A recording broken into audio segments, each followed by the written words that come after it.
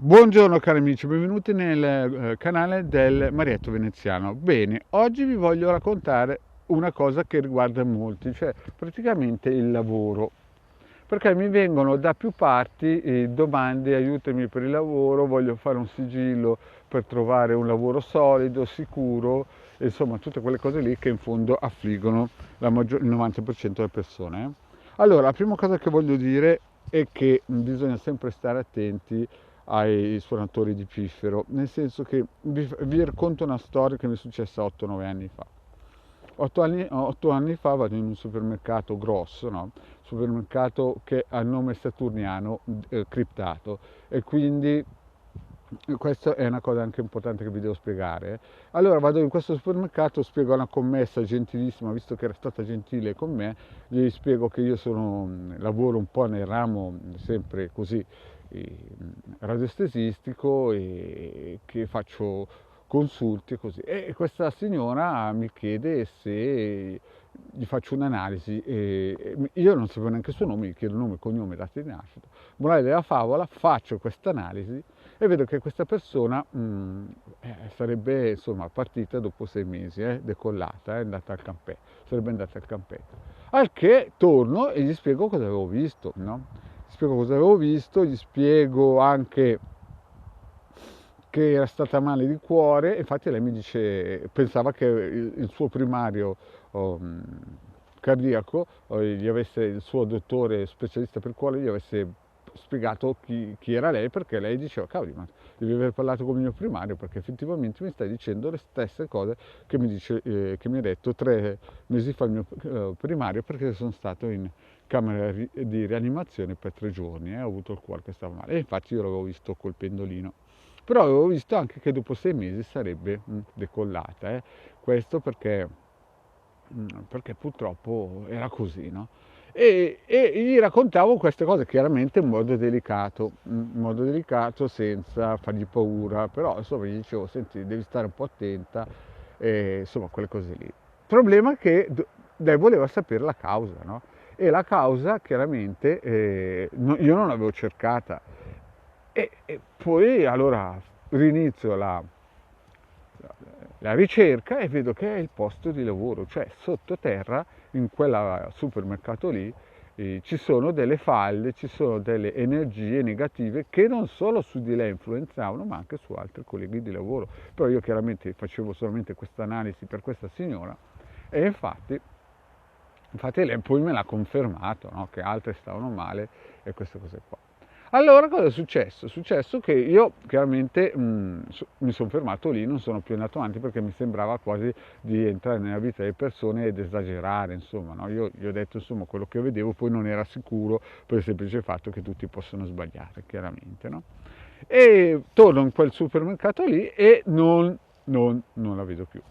Non la vedo più, e penso che sarebbe stata in vacanza quando andavo a- io al supermercato. Ma cosa succede? Succede che quando andavo a pagare la cassa vedevo le altre commesse che mi offendevano, appena mi vedevano mi offendevano.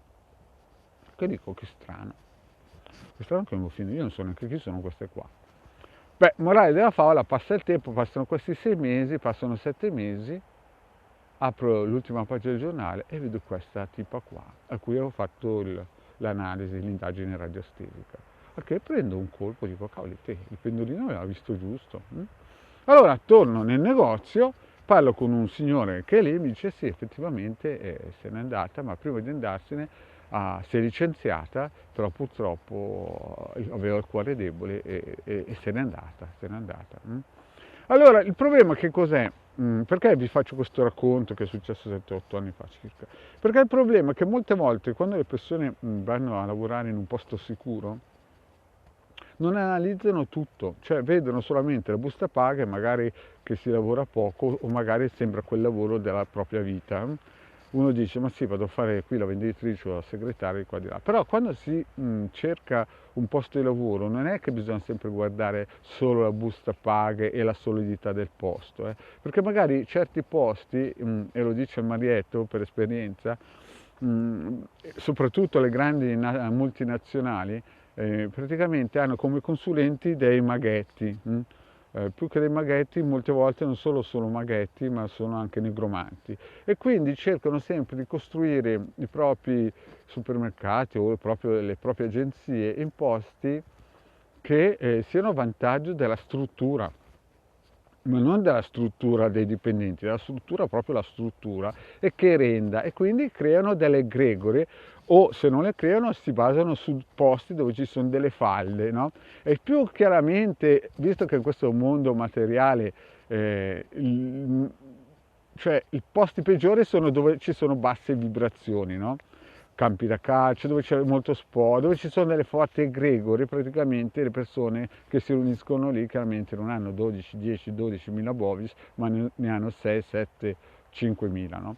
E quindi chiaramente anche di conseguenza anche certi supermercati, non di cibo chiaramente, però, certi supermercati di lusso e quant'altro, o agenzie di certe tipologie finanziarie soprattutto, vengono costruiti da questi negromanti, vengono fatti costruire da questi negromanti in zone di basso livello vibrazionale, perché appunto la gente deve confluire lì in un maggior numero possibile. Ma chiaramente i dipendenti non è che vengono visti come, anche se lo dicono apertamente, che sono la loro qualità migliore, che insomma loro ci tengono i dipendenti. I dipendenti da un loro punto di vista devono essere funzionali a tutta la struttura e quindi chiaramente devono essere anche intercambiabili.